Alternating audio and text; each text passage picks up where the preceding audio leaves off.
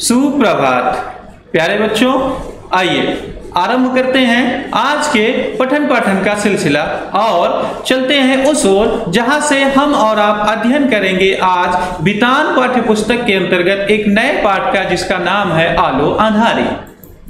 आलो अंधारी यह chapter baby Haldar जी के द्वारा लिखा गया है और पाठ को पढ़ने से पूर्व हम यह जान लें कि इस पाठ का अर्थ क्या है। तो पाठ का अर्थ है आलो अंधारी का मतलब है, आलो अंधारी से हमारा तात्पर्य है अंधेरे का उजाला। अर्थात इस पाठ में ऐसी सामाजिक व्यवस्था का वर्णन किया गया है जो एक दबे हुए व्यक्ति, एक आप कह लीजिए कि सामाजिक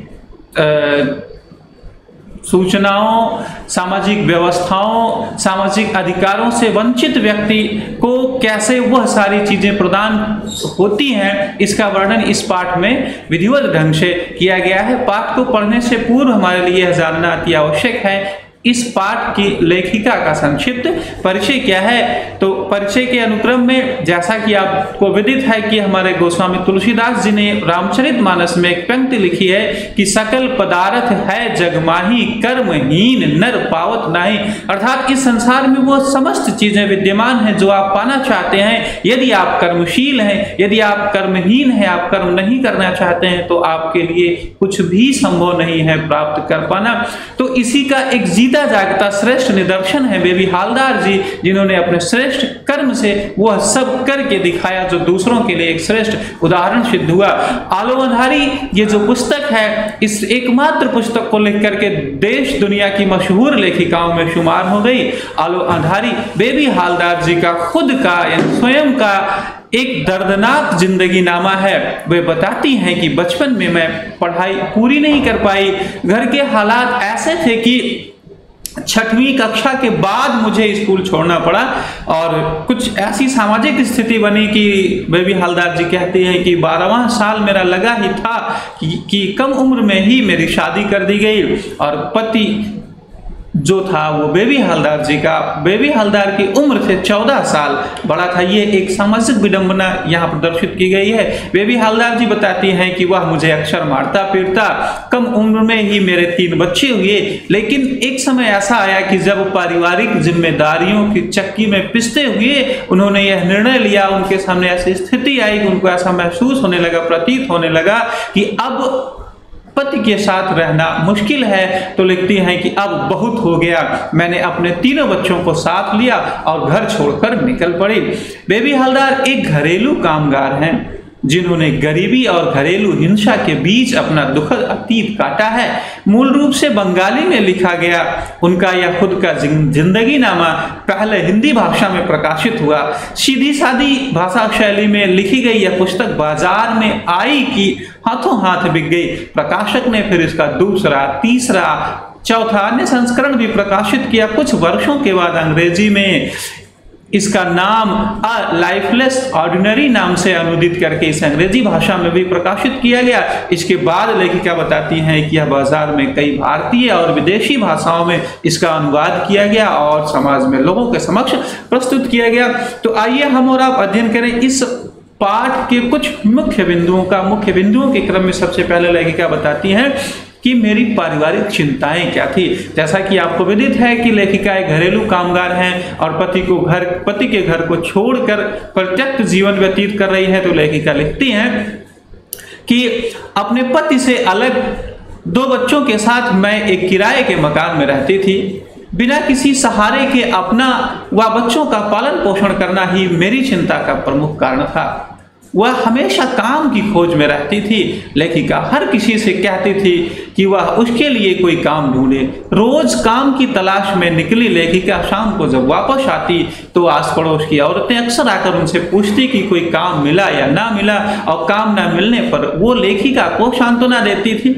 यहाँ से सामाजिक समरसता का एक सीधा साधा ज्वलंत उदाहरण लेखिका प्रस्तुत करना चाहती हैं कि यदि आप समाज के एक जागरूक सदस्य हैं तो अपने पड़ोसियों के, अपने आस पड़ोस के लोगों के सुख दुख में शामिल होना ये आपकी नैतिक जिम्मेदारी बनती है। लेखिका कहती हैं ऐसा परिवेश हमें वहां मिला।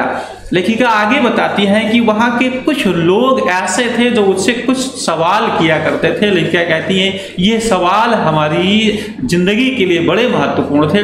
सवाल कुछ इस प्रकार हैं, लेखिका कहती हैं कि आसपास के लोग अक्सर यही प्रश्न मुझसे आकर पूछते थे कि यहाँ अकेली रहती हो, तुम्हारा स्वामी कहाँ रहता है? स्वामी से हमारा तात्पर्य है पति से। तुम कितने दिनों से यहाँ हो? तुम्हारा स्वामी वहां क्या करता है? तुम क्या यहाँ अकेली रह सकोगी?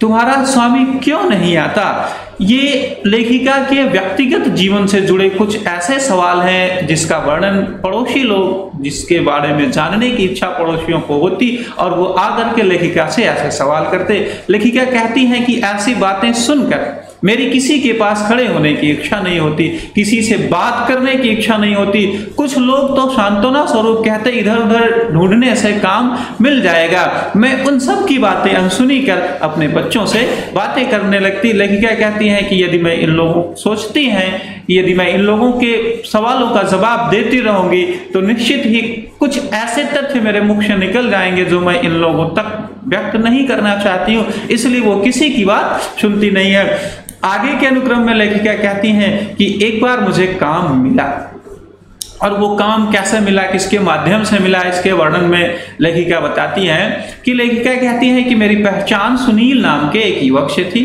एक दिन सुनील ने उनको किसी मकान मालिक से मिलवाया। मकान मालिक बड़े भले आदमी थे, उन्होंने लेखिका को काम पर रख लिया। लेखिका के लिए 800 रुपये महीने वेतन तय किया गया। वहां लेखिका का काम घर की सफाई करना और खाना बनाना था, यानी जो कला लेखिका ने अपने बचपन में सीखी थी उसी कला का सदुपयोग यहाँ करना था। लेखिका कहती हैं कि उस घर में मेरे काम करने से पहले एक और महिला काम करती थी। मेरे आने के बाद उस महिला को वहां से के काम से हटा दिया गया।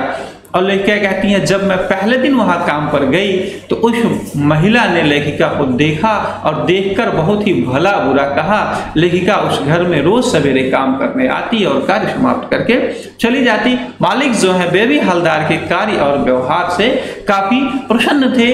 मालिक और बेबी हलदार के बीच और कैसे संवाद होंगे, मालिक को लेखिका का कार्य कैसा लगेगा, इस बात को हम जानेंगे अगले वीडियो में। आज के अंक में हमने आपने क्या सीखा इसको परखने के लिए हल कर लेते हैं आज का कार्यपत्र। और आज के कार्यपत्र का हमारा पहला प्रश्न है, क्या पारिवारिक परिस्थितियां विकास को प्रभावित करती हैं? पठित अंश के आधार पर लिखिए। प्यारे बच्चों, इसमें आपको एक छोटी सी बात ध्यान रखना है कि आपने जो पाठ में पढ़ा है, जो आपने वीडियो में सुना है, उसके आधार पर आपको इसका वर्णन करना है। दूसरा प्रश्न है कि पड़ोसियों के प्रति लेखिका की क्या सोच थी और वह सोच क्यों थी? तीसरा और सबसे अंतिम प्रश्न है कि लेखिका की मदद किसने और कैसे की? आज के अंक में बस इतना ही। धन्यवाद और आपका दिन मंगलमय।